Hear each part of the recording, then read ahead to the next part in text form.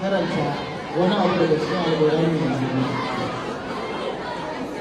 أعوذ بالله من الشيطان الرجيم بسم الله الرحمن الرحيم قل هو الله أحد الله الصمد لم يلد ولم يولد ولم يكن له كفوا أحد.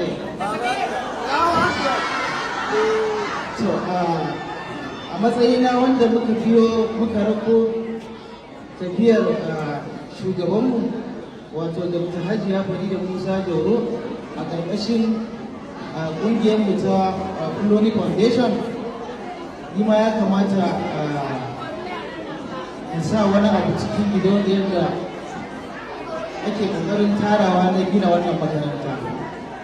Insha Allah zan saka naira 50,000.